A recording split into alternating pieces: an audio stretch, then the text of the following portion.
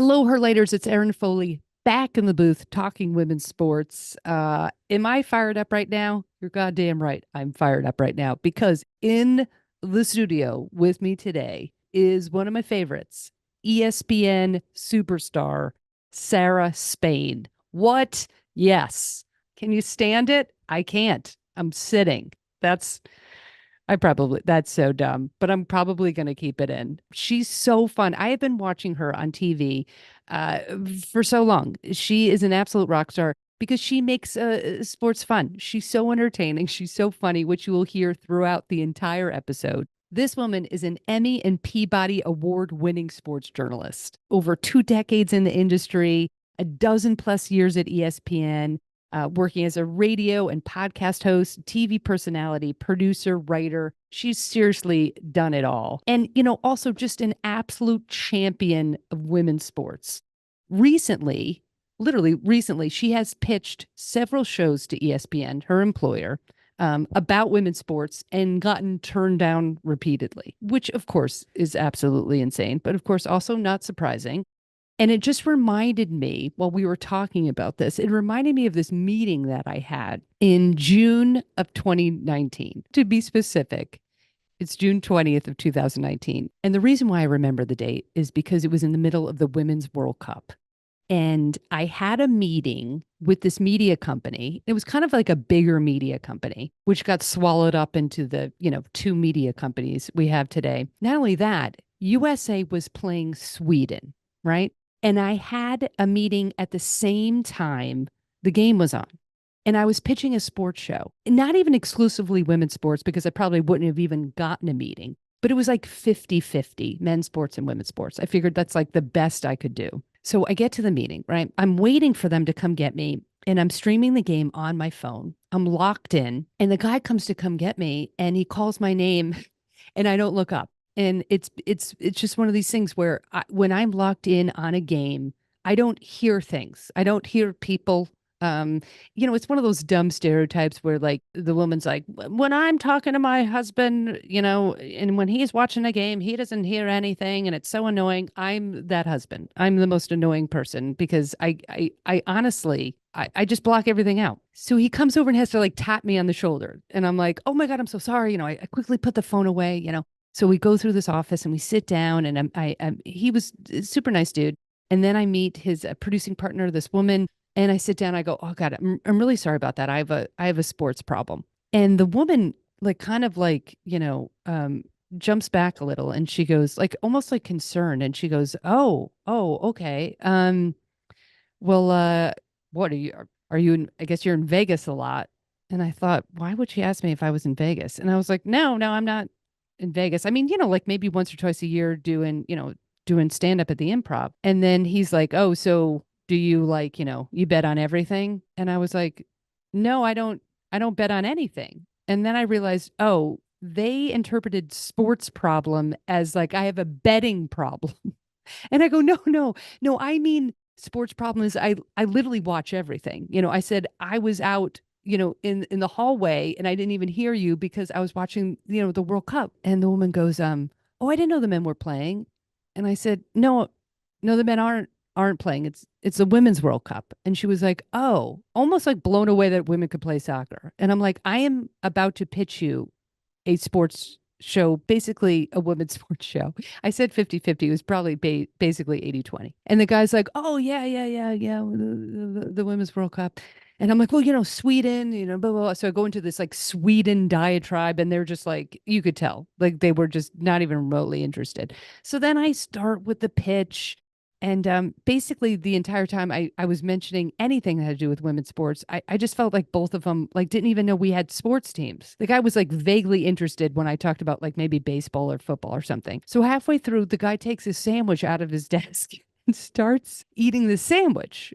Um, I was like, "Do you think?" He was like, "Oh, I'm hungry," and he's like trying to talk, basically not listening, particularly like when I'm talking about anything that has to do with women. So I knew this meeting was not going anywhere. And I was so angry because I'm now missing the Women's World Cup, trying to convince them to let a woman not only talk about sports, but sneaking in as much women's sports stuff as I possibly could. And I know it's not going anywhere. We've all had those meetings where you're like, well, this is an absolute waste of time. So I leave the meeting, just, aggravated. And of course, nothing happens.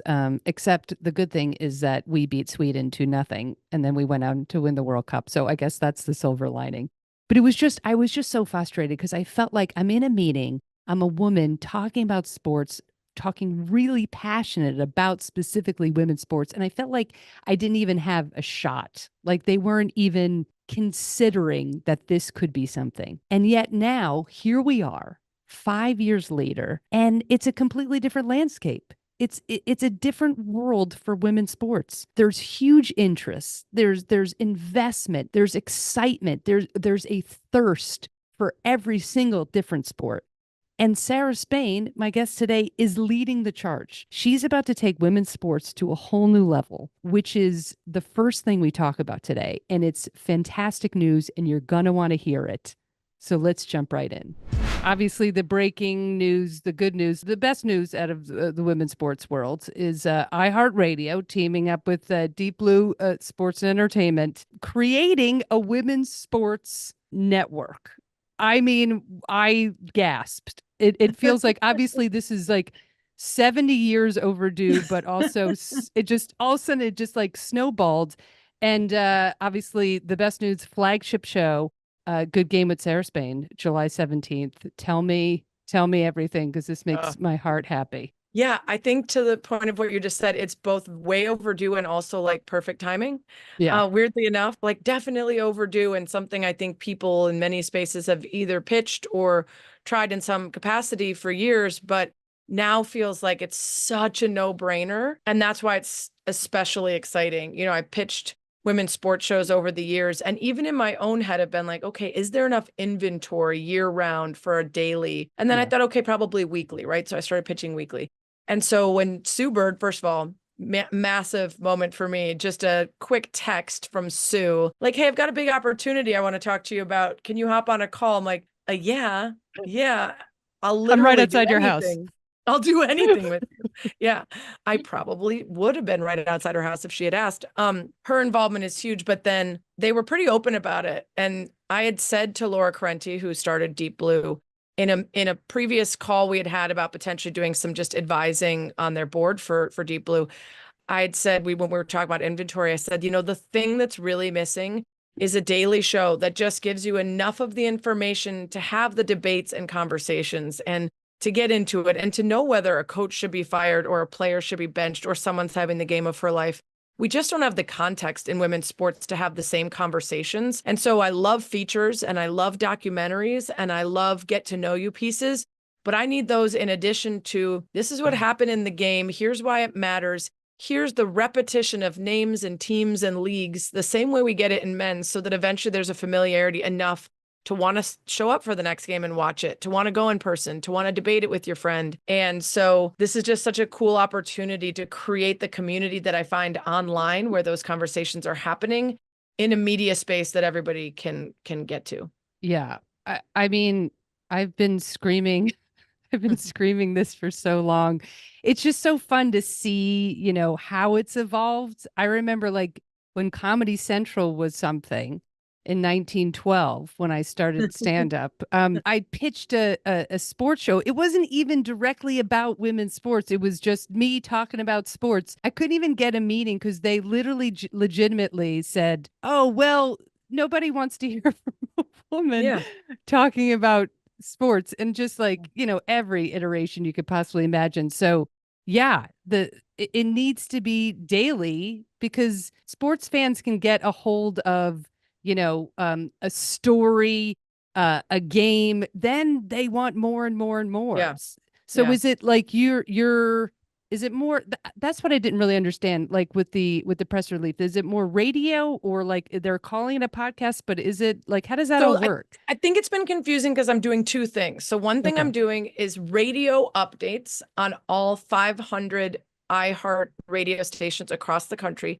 So 3 different versions that'll run on every station throughout the day about women's sports. So the same way you've been used to driving in your car and hearing traffic, news, and weather and sports, but that's ostensibly meant men's sports. It's that you'll be driving listening to Beyonce, and then all of a sudden, hey, it's Sarah Spain with iHeart Women's Sports presented by Elf Cosmetics. Tonight in the NBA or WNBA, we've got this and this and this, right? So that's just that repetition. And that's that you didn't opt in for it, but you didn't opt in for any of the men's sports either. And we've been giving that to you for your entire damn life.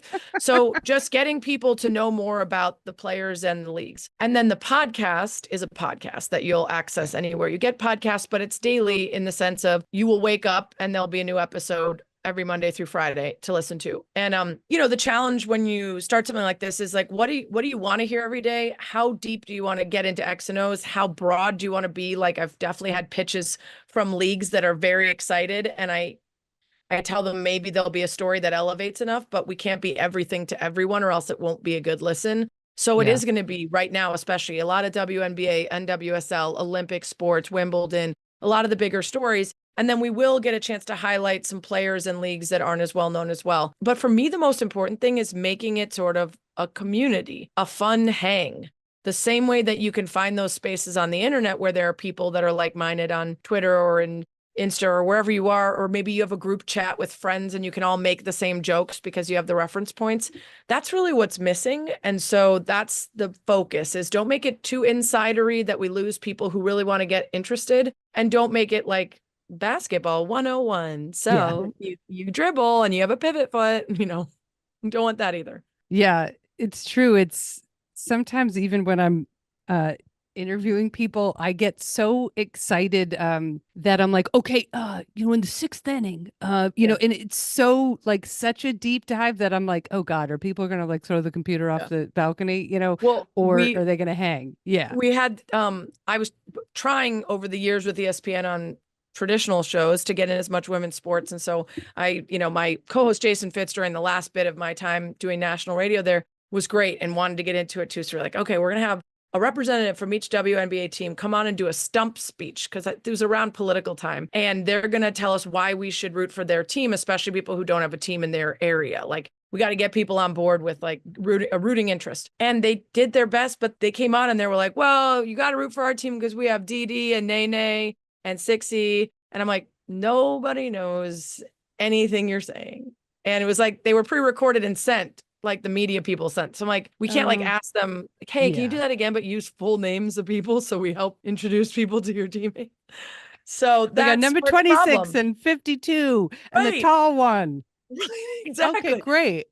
Yeah. So like that is part of the process, is like just finding that sweet spot where it's accessible, but also like informative. Yeah, it's so true. It just feels like this is, I mean, I don't know, you would just met, but it just feels like this is like a culmination of like every single moment in your life kind of coming together. It does in a way. And like, I do have imposter syndrome sometimes, just because I have split my time between men's and women's for all these years at ESPN. And I know there are probably some people that are like, man, what do I have to do? I've been covering this for my whole life. But part of it is I have been covering everything. And this show is going to be everything. It's not one sport. It's going to be all the sports. And then also, I do think I have a really unique perspective from working in radio, podcasting, TV, writing, producing, all these different spaces. I can see how things get siloed and lost. I can see how conversations between departments or different aspects of a network can fall through the cracks, and then you end up with the wrong people talking about stuff, or you don't highlight the experts and bring in the people that know their stuff. And because I've had to be this opinionist and generalist for years and years for Around the Horn, for my national radio show, I've really figured out how to learn about things, how to get support, how to bring on the right guests. And so much of it is the hang. And, I was just talking to my new producer, so I'm super excited. We hired two awesome producers that are going to be, on the show. We're going to chat with them at times when I need people to bounce off of when we don't have a guest on. And I was talking about how my improv background has really informed my approach to women's sports right now, because there's so much gatekeeping. There's so much condescension. There's so much I've been here and you haven't, or well, I just got here, but here's what and to me, it's just yes. And it's yes, I'm so excited that you love Caitlin Clark. And let me tell you about Maya Moore. Yes, I'm so excited that you're getting into U.S. women's soccer and Midge Purse is awesome. And let me tell you about Michelle Akers. Like, in women's sports, we're missing the lore that makes up so much of that mythologizing about people's greatness. In men's sports, we have 100+ years, and we have everyone always talking about Babe Ruth, and they're the kind of like cultural point for everything. We don't use those same descriptors around women as often. And so people coming in don't know enough about the history. Great, let's teach them. I'm so excited you're here. Let's get into it, right? That's Yeah. the vibe for me. It's not judging people because they don't know as much or haven't been here. It's welcome, awesome. I hope you're ready and excited to learn more about it so we can have awesome conversations. You don't sound like a moron and piss people off, right?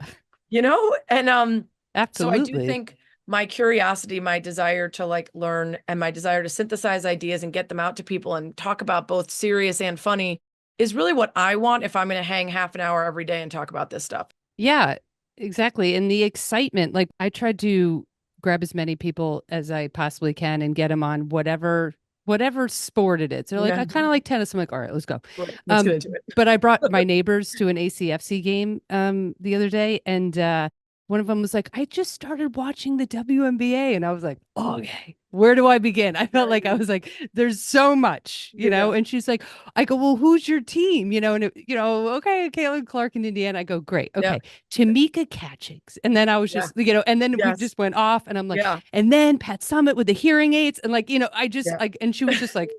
By the time we hit the stadium, can I just like drop my ultimate like name drop, which is that I blocked Tamika Catchings at the foul line in high school and then took it to the end of the court for a layup. What? And we don't need to talk about what else happened in the game or how many points she scored or what happened after that in our careers. We can just say that I used to play against like one of the greatest players of all time. Okay. Well, quick pivot. You're going to have to tell that story immediately. You just wait. So it was just, I know, because we're leading into the heptathlete question, which really blew my mind. I think I know all about everybody because I'm such a fucking nerd. And then I was like, wait, heptathlete. So we'll put a pin in that heptathlete for 1 second.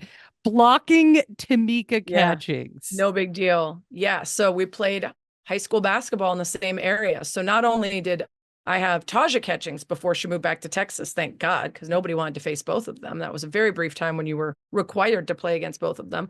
But yeah, Tamika, it was Tamika, and there was this girl, Olga Gojzdanovic, who played in the same area. She went on to play for Duke. She played tennis and basketball at Duke. She was a total badass. And both of them, it was like when we were going to play against their team, we knew we knew something was happening. And yeah, I literally can't tell you how many times I've talked to Tamika and reminded her, and she's like, yeah, I'm okay. Like this again, honestly.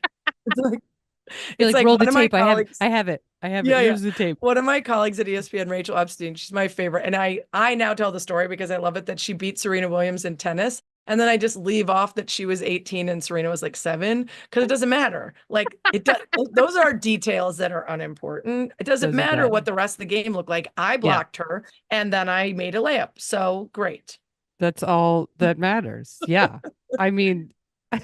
One day I'm going to meet Tamika and I'm going to be like, do you remember when Sarah Spain blocked your shot at the foul line? She's going to be like, could we move on from this? To like any of the many amazing things I did. Listen, I know you're Hall of Fame, Tamika. You're one of the greatest of all time, but I heard you got swatted pretty hardcore when you were 15. Over here. Yeah. Number 23, always. Yeah. Oh my God. I love it. Okay. Heptathlete. Yeah.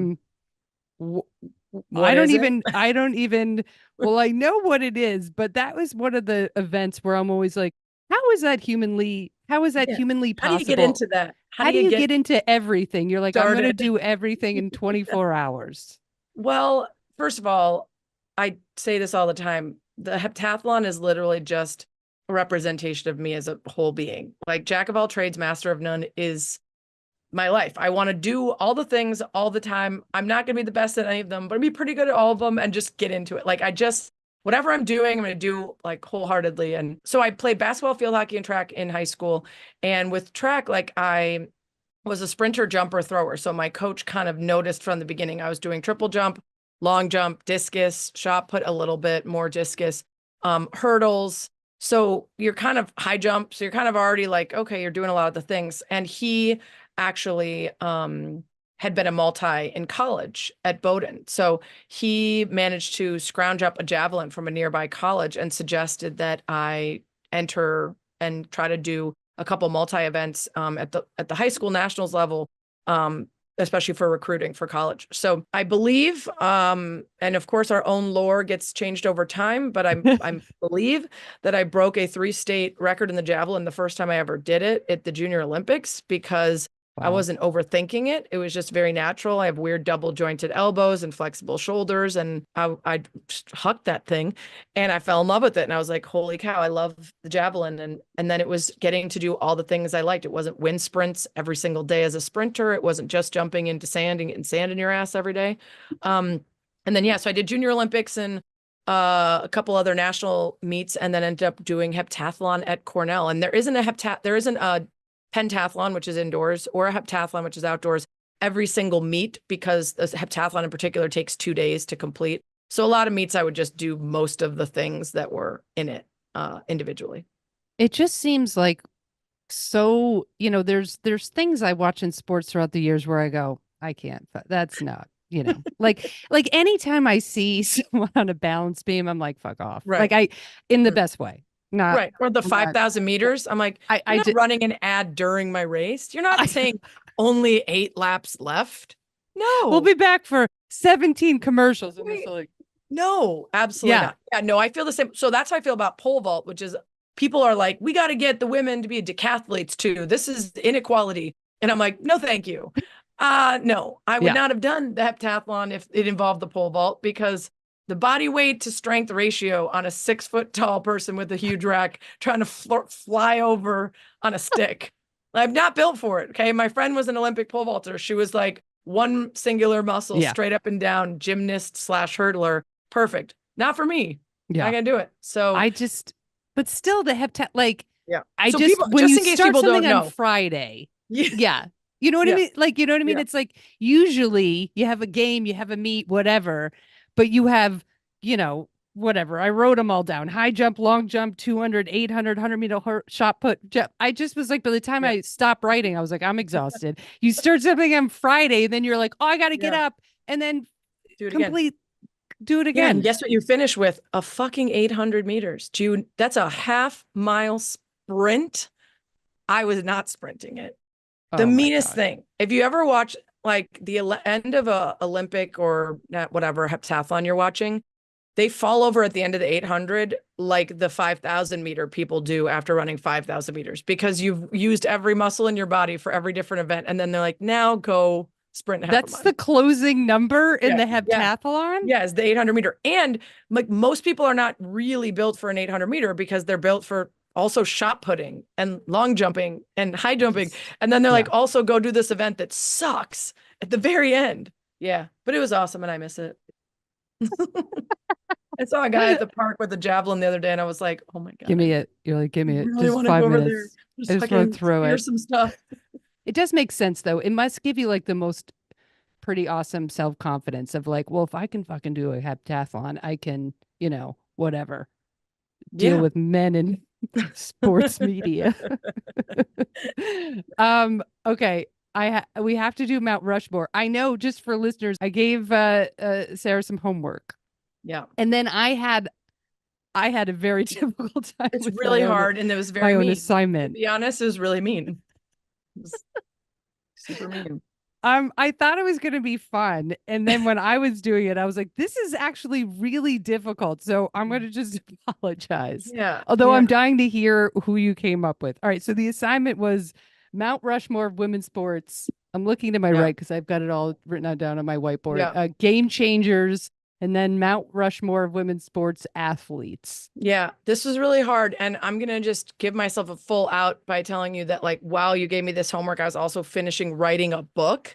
So I didn't have that much time. So that's my out, is like, this is just like a quick first draft. That's all it's meant to be. It was just like a fun jumping off. So the 4 I came up with for game changers. Starts with my queen of all queens and everybody's queen of all queens, Billie Jean King. Yeah. That's just indisputable. Absolutely. Start carving the rock, right? Yep. Okay. Serena Williams. Okay. Completely changed perspective around female athletes, and kicking and screaming for many made them rethink stereotypes about Black women, women's bodies in sport, a sport that's lily white, dominance at the highest level, and intersection into larger sports coverage that didn't ever feel like it was women's sports. It was just, well, it's Serena. We're going to talk about her. Yeah. So that is relevant to me. I'm throwing it back with Babe Didrikson Zaharias. because any person whose name I know from decades and decades before I was born, who I've never seen compete in anything, who I think competed before television. She competed in the 1600s. Yeah. Yeah. Yeah. Yeah. I mean, it's so long ago. The fact that she is a name we know. Yeah. And still talk about and still get somehow brought up. I feel like she did a lot of work. She did a lot of work before we showed up that we don't even know probably was done. Just in by that era where women weren't allowed to go outside.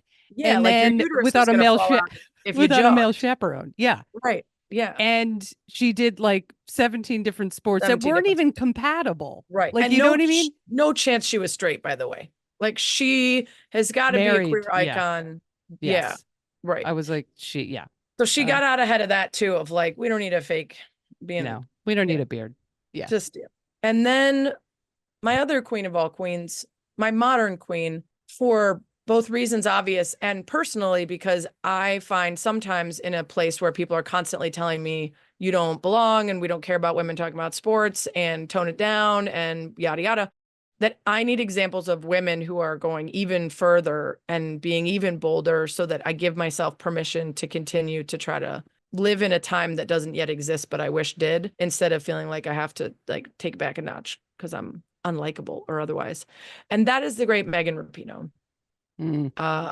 For me, she is everything and combined not only greatness, but really, how do you fight and stand up for other people at all times? Not just when you're on a panel for it, not just when you're in equal pay meetings, but like at every turn, centering and considering other people is just a life lesson. And start carving is what I have to say about that. Well, we're in the same, it's close. Similar. Okay. Similar. Billie Jean King, obviously. Number one. I mean, that when I was thinking about it, I was like, all right. Yep. I debated putting Serena Williams on both lists, but I put her, not to get ahead of myself, but I put her on the athlete. I put her on the athlete carving, and I went with a precursor, Althea Gibson. Right. Great one. I mean, first person of color to win a Grand Slam title, 11 Grand Slams during segregation. I mean, her story. And then she like died almost broke. I mean, there was like no money. So it was a very close. I went a little bit older school with the Rushmore. So I did Althea Gibson. Then I couldn't help myself, even though I'm such a UConn fan. I put Pat Summitt up there. Ooh, that's a good one. Because I felt like she was like the first, like, to really take nothing and make a dynasty that pulled women's sports and women's basketball specifically into what we have now. That's a good one. And then I went real nerdy and I put Edith Green, the mother of Title IX. Oh, she was the congresswoman in 71 that did started the basic legislation for the sex discrimination. Right. And then so to me, I feel like she doesn't get enough credit. You hear Title IX, but she literally is the woman. This woman she has to have a movie. I didn't even know this when I was doing research. Well, there's a great documentary. Yeah. There's a great documentary from ESPN W about it, which a movie would be great too. But it was really, really, really good. I want to say it was called 37 Words. And it tells the whole story, not only of her, but also the incredible like dude senator that like really made it happen, which was pretty spectacular. Because 37 words, that was the actual word count. That's how many words the language, right? Of Title IX. Yeah. 37 words. It's really good. I highly recommend it. All right, I'm on it. I tell you that why did in these Zoom, I don't know why the bubbles of this thumbs up. It drives me insane. And then I forget recognizing my thumb. I forget to take it off. Do I not have human thumb? Is it the hitchhiker? Do you have an AI thumb? I do. Can you do this? No. This is that. Oh, no, but can you do that? Nothing. It should be balloons or something. It must be something you had to select. Monica McNutt went on Get Up the other day and accidentally got the balloons in the middle of her interview. Amazing. Needs to happen more often. Cut the tension. Cut the tension, Cut the tension with especially some with those balloons. blowhards. That's right. I had to do a couple honorable mentions, and that's the 99ers, Yes. All-Americans, girls professional baseball team. I mean, there's just so 1000%. many. But I did have Rapinoe as my first alternate because I didn't know. It was so difficult. All right, let's jump into Mount Rushmore athletes. Who do you have? Okay, this one was like potentially even more mean. So Serena was on this one too. Yeah. I mean, just greatest tennis player of all time. Yeah. Yep. Katie Ledecky. Okay. Not the sport you think of as much, but like there is literally no argument for how much better she is than everybody else who's ever done it. And the fact that they have to use 2 different shots every time to show both her and the rest of the field. And then they show her when she hits the wall, and it's like a full 20 seconds of her just like waiting for the next person to finish. It's amazing. Simone Biles. Yep. GOAT. Absolute GOAT. Greatest to ever do it, doing things we never heard of, things named after her. And then Allison Felix. Allison Felix, gold medal count in general, the greatest. Now, you'll notice that I very conveniently skipped having to pick a basketball player or a soccer player because in my brain, I'm like, Michelle Akers. The greatest head of all time, Michelle Akers. Right. And then I'm like, basketball. I'm like, we got Cynthia Cooper. We got Lisa Leslie. We got Dana Taurasi. We got Sue Bird in terms of like impact. Cheryl Miller. Cheryl Miller. There's just, it's too hard. And so I skipped it. No, I quit. Your categories are the same. What? Get a thumbs I down can't fucking take this. I quit. The listeners, I just say what's happening on the Zoom is that I keep doing random hand motions because I speak with my hand, even though I'm not Italian, and these fucking Zoom thumbs up, whatever. It just gave me a thumbs down for saying I quit, which I accept because I'm not a quitter. It's ever been my vibe. And I felt even bad about doing it this time, but I was like, I really don't have time. I got to finish this book. So I'm skipping the 2 hard categories. The fact that you're like literally putting a pen down, writing a book and talking to me makes me very happy. No, it's a great use of my time. I'm having a good time. Okay. Mount Rushmore, Serena Williams. Yeah. Okay. So I went swimming, but I went with Diana Nyad because how do you swim? How do you swim in open water? I mean, Katie Ledecky, she's like one of my queer favorites. answer from you. You watched the movie with Jodie Foster. No. Well, of course I watched the movie. I have been obsessed with Diana Nyad for so long. Okay. But then after I watched the movie, I was like, I can't. To me, Katie Ledecky, absolutely. However, there's no like sharks and like jellyfish. Right. I just think I can't. So your next choice is a free climber then.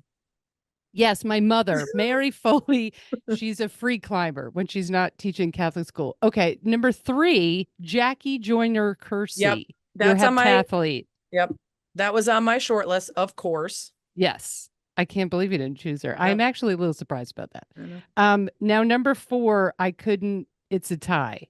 Nadia Comaneci and Simone Biles. So is it like face off? Do they carve half of each face? It's one half old school Russian white woman. Right. And the other half Simone Biles.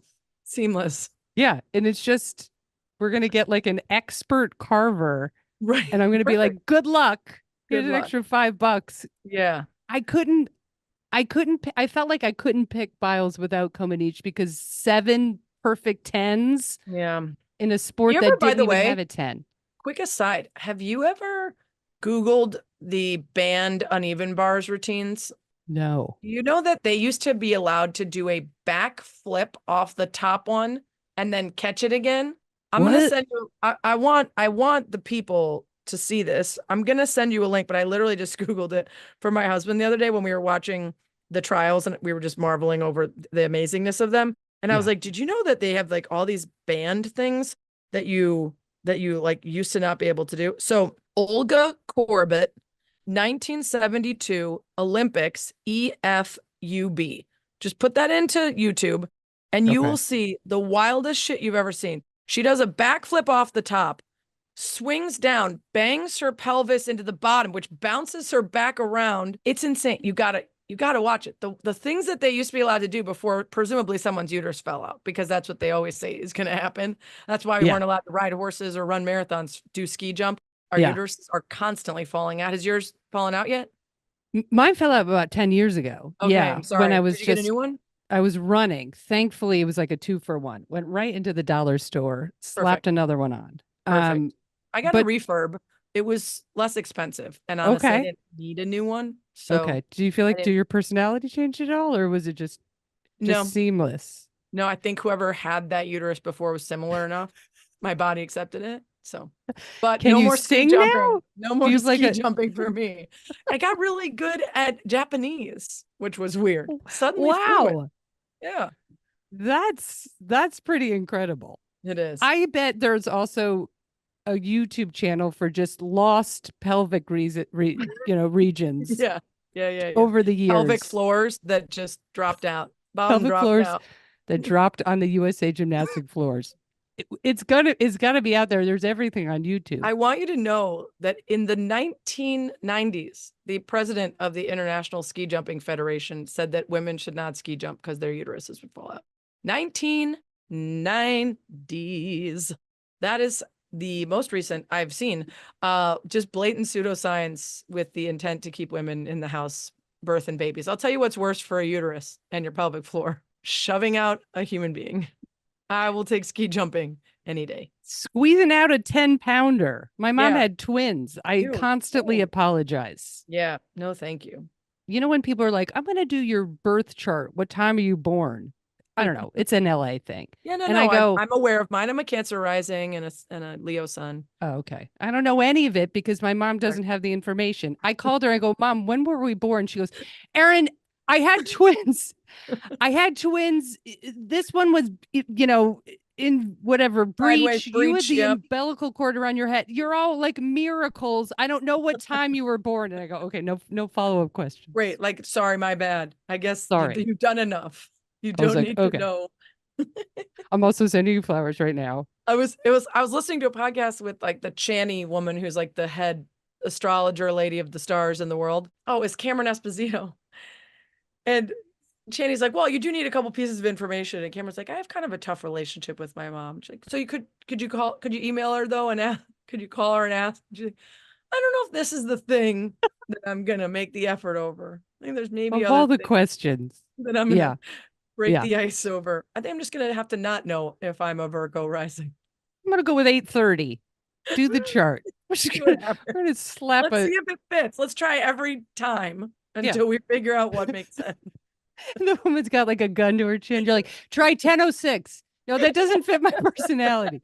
2:30. And she's like, oh. Abrasive and aggressive? No, keep going. 10:11. Oh my God, that'd be amazing. Just literally punking like an astrologist for like 7 hours until I get fantastically good, great athlete and good looking. Keep putting them in. Putting them in. All right, Olympics. We're heading towards Olympics. Give me some top memories, or you can blow that question off because I gave you too much homework. What are you looking forward to? I mean, the first thing that came to my mind was that I was obsessed with Dominique Dawes. Do you remember Dominique Dawes? Oh, yeah. I think part of the reason I loved her is because she was such a graceful gymnast. She was so long-limbed. Despite obviously still being pretty short, she was like tall for a gymnast, or seemed tall because she had such beautiful like levers. And I remember just being like fascinated with watching her. I mean, I always loved the gymnast, every gymnast I was into. And also the Bryans. My family, Brian Boitano and Brian Orser.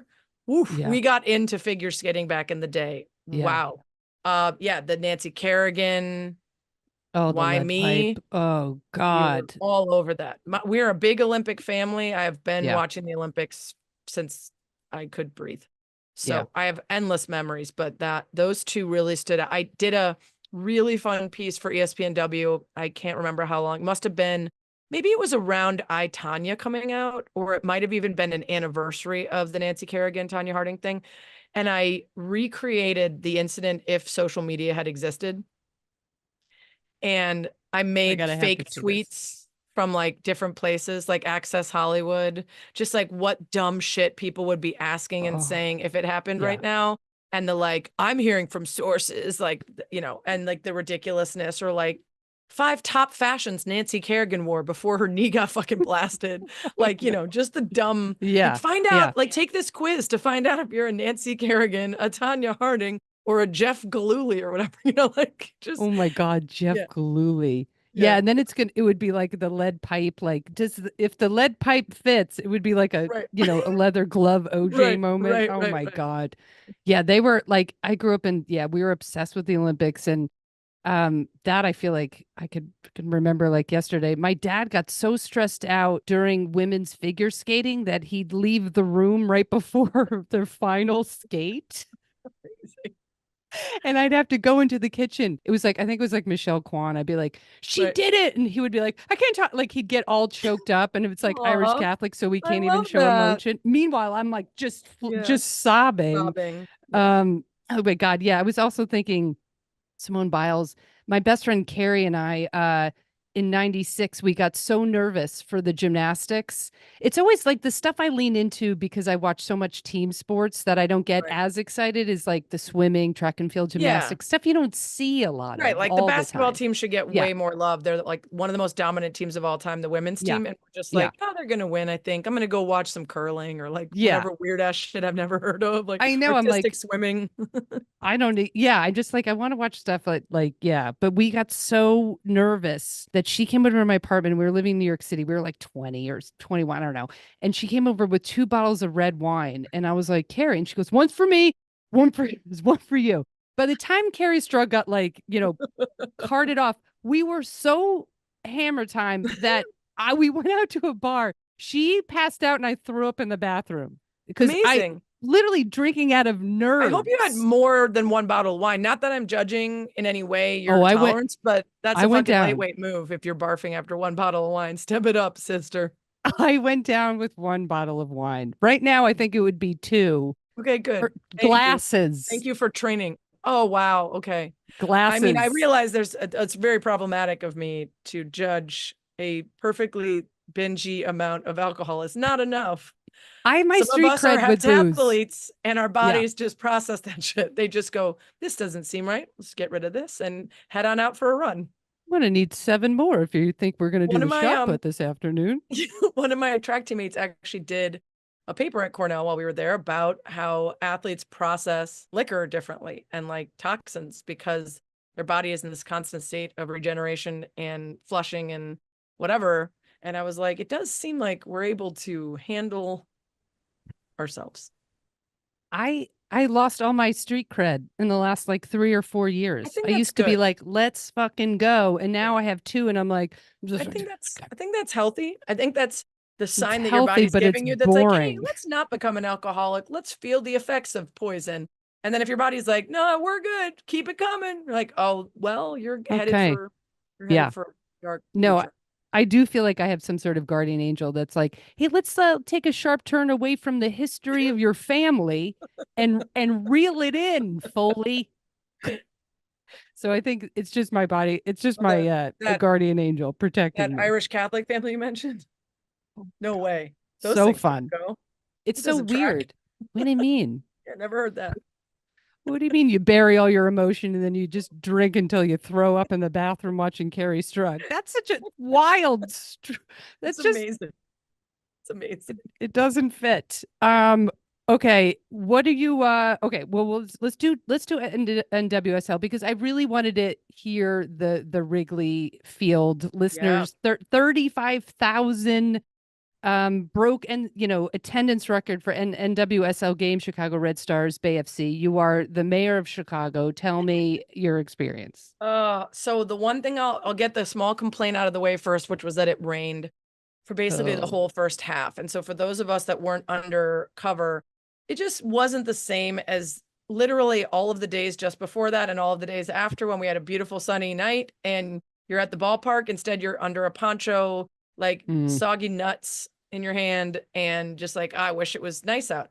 That being said, it was incredible. And the game itself, I mean, being at Wrigley, this place I've gone my whole life to watch men play, Yeah. It's the first time women professionally had played there for 80 years. To see 35,000 people, not just that many people, because I've been to Women's World Cup games that are massive, and I've been to events that are massive, in the space that I only associate with the Cubs. And to see all these people going insane for female athletes, and girls and boys and men and women, they're wearing their gear, they're excited about it. Everyone is in this sacred place, this like historic place, this church of sport. To see women was out of control cool. And then perhaps the coolest part was beforehand, we went to Murphy's Bleachers, which is my favorite bar. It's the place I go before every Cubs game and after. It has this awesome outdoor part, and it's old school. There's a lot of new places in Wrigleyville. Fine, whatever, but I'm old school. Murphy's Bleachers is the spot. And to go there and have my best girlfriends who are sports fans, but not diehards like me and are not in the business at all, come pregame with 25 women from the sports world that I know, and just fall in love with all of them and be like, oh my God, this is like who you get to hang out with all the time. This is like your crew. Like when you go off to this year, like literally New York, New York, New York, LA, Toronto, France, like nonstop trips for your work, and you go to these conferences and you go to these events, this is who you get to be around. And especially having spent 13 years at ESPN doing men's and women's, doing a lot in men's spaces and swimming upstream and trying to convince them to talk about women's sports, or just being in spaces where people are misogynist and gross and pervy, to then for the last year and a half, and then especially with the new show, just be constantly surrounded by women and male allies too, but women and a lot of queer women who I fucking love and might eventually be just by choice because it seems smarter. I have to get past really liking penises, but otherwise it seems like such a good life choice. And so to have all my friends come and meet all these people and be like, that's so awesome. And they just felt so welcome. Like to me, women's sports, I wanted to name my show The Good Place, but SEO and trying to get past those And Michael. NBC. I could have asked Mike, sure, we're buds, but I feel like people would start searching it and just find memes. So we changed it to Good Game, but I wanted to name it The Good Place because that's how I feel about going to women's sporting events. Like It's like a cheers for women's sports. Absolutely. yeah. Yeah. Like maybe Yeah. a couple assholes slipped in here, but for the most part, I would want to hang out with everyone here. And it was really cool. That's so awesome. I literally got goosebumps. Mhm. That's the thing when I go see, as I've been trying to convince people for so long, and I kidnapping people on a daily basis and taking them to women's sports games, they always say the same thing, and I'm like, I know.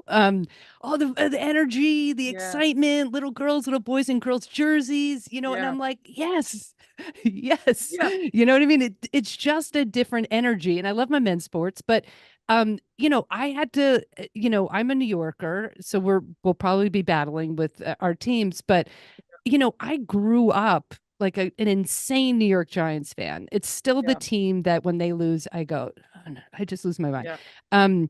And we're terrible. But I had to stop going, like to get me not to go to a game that's like impossible, but I had to stop going to Giants games because it was the language and the homophobia and like it was just screaming. And again, not everybody, but and then I'd go to a Liberty game, season tickets for ACFC, whatever it is, Sparks. And it's just like good vibes everywhere, good energy, like camaraderie. And ACFC in particular, how they open up that second level bar after the game. It's so smart. It's like everyone here does want to hang out. The game's over. And now we're going to go to this bar in the like Loge Lounge or whatever. And everyone in the crowd that you saw across the way and thought they're cool or hot or interesting, now you could talk to them. Like it's so well done. Yeah. Yeah. We can bond over ACFC. They're one of my side pieces because I'm friends with all the owners, went to Australia with a bunch of them last year for the World Cup and just like love so many of them. Yeah. I think that's what it is. It's just the camaraderie and it's whatever. It's just, I'm not comparing. It's just for me that space is just like so much, it's just so much more fun. And the people that gravitate towards it are just so welcoming. Yeah. I think also like, as someone who never felt like other places weren't for me, I felt like certainly there were people there who thought I didn't belong, but I never felt like I don't belong at an NBA game or an NFL game, right? Like I'm very much straddling the worlds of feminine and masculine in a lot of ways. And I just felt like I don't, I'm going to keep showing up. But I think you don't even realize how much you're conditioned to accept things not being for you or even being aggressively bad for you until you go somewhere where they aren't, right? We have so much Absolutely. conditioning to just Yeah. accept society and the things that happen to women in those spaces, in every space, that then you don't have it happen somewhere else. And you're like, oh, we don't have to have that. Yeah. It's this like incredible release of like, oh. And then also, I think over the years, one of the biggest things for women's sports has been this acceptance of people being authentically and genuinely themselves and being multidimensional in ways that we never accepted before, including fans. Like, as a woman sports fan, it was like, well, you have to quote Step Brothers, chug a beer, and then like grill a brat, or else you are not an actual fan. And you're like, I thought this was about football, right? But then Yeah. now it's like, guess what? I've made my entire career out of loving sports. You know that about me. So when you see me wear a dress, paint my nails, cry at a concert because I'm obsessed with the music, hang out with dogs, do literally anything else in my life, you know, it's not in opposition to being a sports fan. It's just a part of who I Yeah. am. And we're letting women be women and also be obsessed with sports and want to kick some ass and then hug afterwards. And like, that is so much better Oh than my the God. It's options that we so, had before. I know it's literally, it parallels like my experience also in stand-up comedy, like I bet. starting out, it was all men. I'd be like, at one point I had my hand on the door of like Boston Comedy Club, which was in New York City at the time, and being like, I should just run out. Mhm. It was just dudes, dudes, dudes. And then Right. finally you'd see like, during festivals, you'd see more women. Like you were just like, we just like couldn't get enough Yeah. of each other, Right. and then But we'd of course start they were doing like, like, and they hate each other. I know, And you're like, actually, no, we we are like each other's like biggest. biggest support. I'm Yeah. on like text exchange with Yeah. like, Yeah. Bamford and Jackie Kate. Like we Yeah. text each other all the time. Transparency. What'd you get for that? Like we are all like Amazing. bonded. It's like trauma Amazing. bonding. And now Yeah. then there'd be like an all female show, and it would be the greatest night of The our life greatest. because Oh we didn't my have God. to be deal with all this other Yeah. shit. Well, and you So could take all the material out making fun of women that you needed at the other shows in order to establish that you were cool. oh I my, mean, I it's just like insane. literally, Yeah. there's so many of us that have like we'll have an exchange about like I feel embarrassed that I used to always say like I'm such a tomboy. I just get along way better with men. And it's like, do you or did you have to Yeah. say that because otherwise they Yeah. wouldn't let you be there? Oh my God. Yeah. It's so dumb. And now it feels like it's so much better. I mean, it's such a long way ahead for women's sports and women in comedy, but at least it's Right. like So doable. much There's some better. like boundaries of just like, actually, you can't say that because Yeah. please don't make me feel like that. You know what I mean? Yeah. Instead of just Yeah. like, Yeah. oh, I got to do my 7 minutes. You know what I mean? It's Right. just, oh Right. my God, it's just insane. All right, last we'll just touch up on basketball and we're out here. Perfect. WNBA Taurasi, we had Phoenix Clark on Sunday. Did I cry? Yes. One day, maybe in when we're in Phoenix, I will tell you the Diana Taurasi UConn gift shop where I stared at a jersey for maybe 2 hours when I thought I was gay. Anyway, we'll get to that some other time. Was that what finally sent it home? You were like, Well, I yep. mean, I knew I was, but I was like, can I don't think, I think it's just, it was like probably internalized homophobia back then. I was Yeah. like, I can't buy a jersey because it'll just be like, you're gay, gay, gay, gay. Like the sidewalk will light up. Yeah. Anyway, but I just thought that was such a, first of all, just a great basketball game. I was Mhm. convinced every 3 minutes that the other team was going to win. I'm like, it's over Right. for the Fever. Then I'm like, Yeah. oh, Phoenix is Mm. going to kill him. I mean, it was Yeah. such a back and forth. But seeing Taurasi, my favorite of all time, and then Clark, our new generation superstar. Yeah. I just thought that was such a cool moment. It was awesome. I loved it for all of those reasons, which are the right reasons and the good reasons. But I also loved it because the lead up to it was a lot of the bullshit that thankfully we're easing off of from the start of the Yes. season. But it was like Caitlin gives the answer of like, oh, she's one of the people I idolized growing up. I'm so excited to play her. This is going to be like a dream come true. And then they're like, Diana, what's it going to be like playing Caitlin for the first time? And she's like, it'll be fun. And that was it. And So everyone's like, Taurasi. see, she's such a bitch. It's like, have you Oh my. ever heard her talk before? Right. And then it was all she was so mean before. And she was like, actually, she just said being a rookie in the league is hard and the transition is tough. And like the same shit she's been So saying forever and dumb. that everybody says about everyone. But like they created the narrative and then they ran with it and then they used it in order to prop up some bullshit ideas around culture wars and whatever else. So just having the clips of Diana giving her a hug before the game, and then they're laughing on the court together. Yeah. And also, I haven't at every turn thought that Caitlin's silence and dedication to It's Just About Basketball has been the best move, either for her or the league. But I get that she has a lot on her shoulders. And I appreciated that she did eventually come to the realization to say, hey, don't use my name for things I don't believe in. That's not right. Okay. Could have happened earlier, could have happened cleaner, but I'm also a 40-plus-year-old woman who's had a lot of time to figure out how I feel about these things, and she's just a kid. But she has seemed sad. So much of the coverage, she has seemed down, and her shoulders and she's just ready for the terrible, dumb questions. And she's ready for people to ask her the stupidest shit. And she just seems down. And so that moment on the court with Diana, she looked like a little kid. She did. Kind of bounced away from her, smiling about something. And I was just like, yeah, like that's what I want more of. It's been tough. And she's had some great, cool moments. But even in the games that she's played really well, they haven't been winning as much. She's struggled to get her shot. So she's been an incredible playmaker. She's been a decoy, drawing tons of doubles and then setting up her teammates, but it hasn't felt light and joyful. And even though that was just a little moment, I want to share it to every person on the earth when they want to start saying dumb shit things and be like, nope, that's not true. It was Here's joy. this. It was joy. It was so joyful. And we get back to this joy because that's why we're all here. And we've just been dragging in the mud instead. So it was awesome. I was just really happy to see her look happy. And just Diana being Diana, which is like 1000% my style, which is like, I mean, this is best why of intentions, but a bitch. But also just like her fucking intensity. I'm sorry, but playing darts, it's doing anything, driving. I can't even play pickleball. I feel like I'm going to get thrown out of Plummer Park in West Hollywood because I can't even take an hour off and play pickleball. I'm just like, I think that was in. And I'm like, oh my God, Erin. No, there's no time off from competition. Life is a competition. And I go into everyone going, just have fun, Sarah. Just like be chill.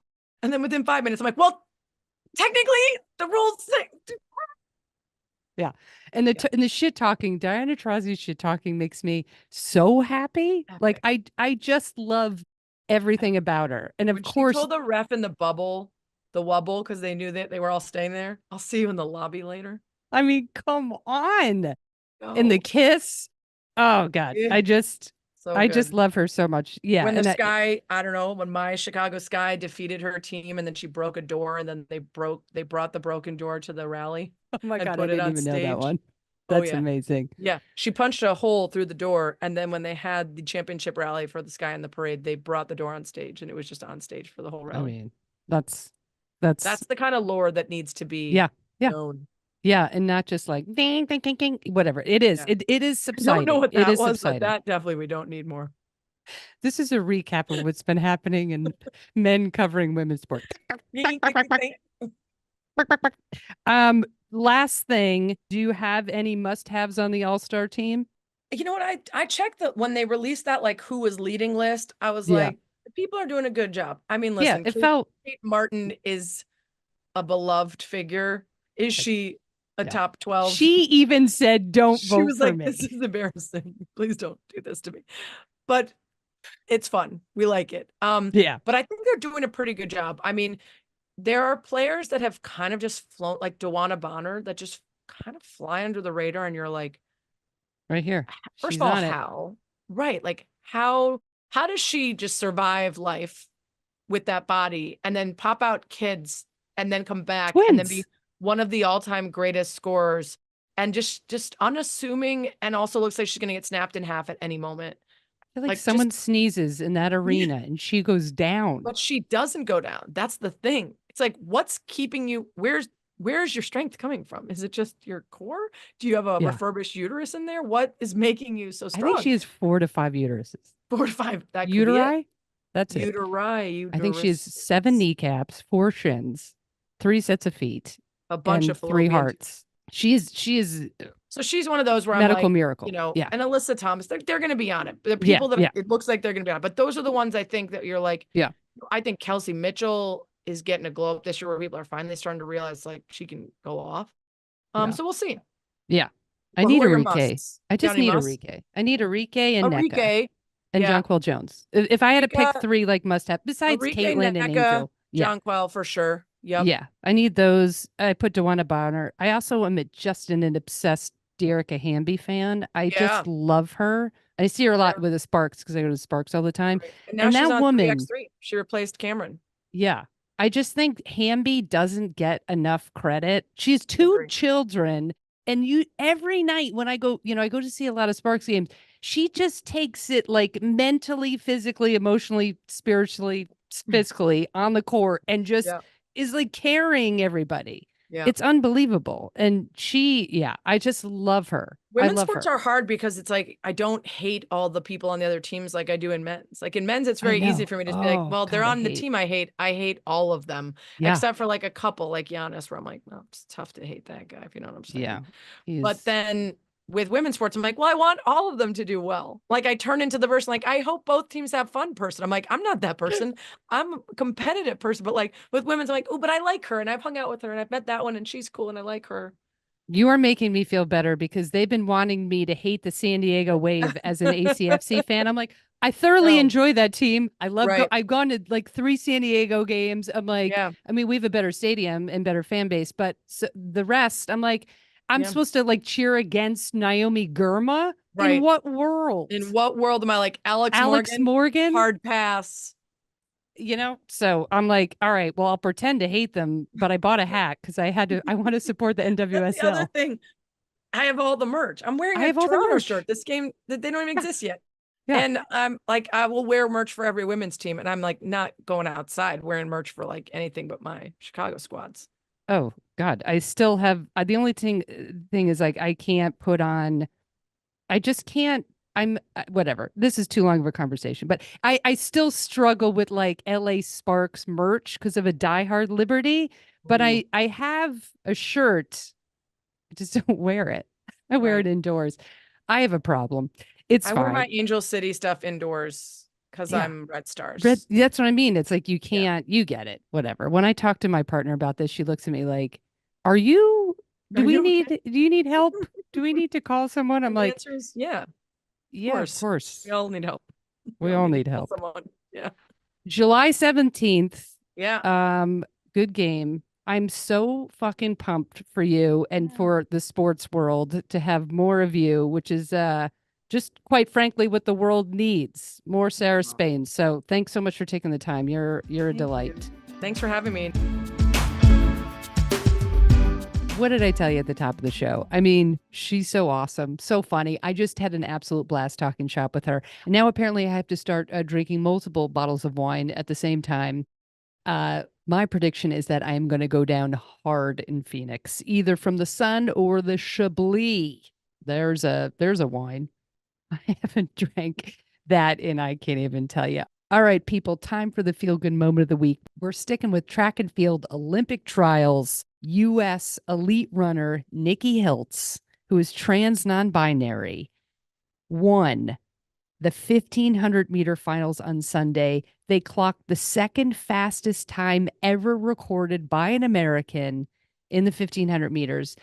Here's the deal. I urge you to go on YouTube and watch this race.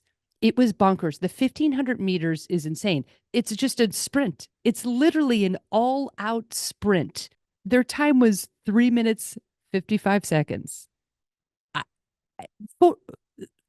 1,500 meters, that's a mile. I can't even get my head around that. First of all, when the race began, the announcers were like, the depth of talent in this final is staggering. This is the greatest field ever assembled. There's 4 Olympians from Tokyo. I mean, the buildup was crazy. The front runner was Ellie St. Pierre, who's like put the 1,500 meters on the map. She's done incredible things for track and field. So she just comes out and just sprints. Everyone was sprinting. And Hiltz at one point was in 5th, it was in 6th place. And then lap after lap, they're gaining a little bit of ground. And then the final lap, it was the craziest sprint to the finish. And at the very last minute, they just pull out. They just pull out ahead. And it wasn't like a photo finish. They just kind of just went out ahead and just won the race. So everyone's like, we're all losing our minds. And then their post game interview, this is when I started crying. I'll try to contain myself because again, this is their first time making the Olympics. Champion runner, 2023 US champion. It wasn't like a surprise, but they definitely were not picked to win the whole thing, and certainly not picked to like break a trials record. So they're like, Nikki, this is, your first time going to the Olympics. And this is what they said. This is bigger than just me. I did it on the last day of Pride Month. I ran for my community. I just wanted to go out and run for all the LGBT folks. I felt their love and support, throughout the race. Then I just start crying. Obviously, I'm biased as a member of this community, but it was so feel good that like they make the Olympic team for their first time in their life, and they're saying this is bigger than me. This is for my community. I mean, come on, forget it. It was so heartfelt and just so authentic and a beautiful moment. Also, when I was doing my deep dive research, they have the Nikki Hiltz Pride 5K race. They've been doing it now for years. It's in Flagstaff, Arizona, every October, which is a huge fundraiser for the LGBTQ community. So I will be plugging that for the next couple months. And then hopefully at some point post-Olympics, they will be on the show.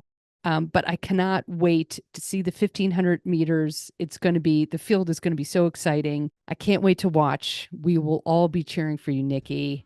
Go get them. And that is our show. Such a fun one. Fans, friends, family, have the best week of your life.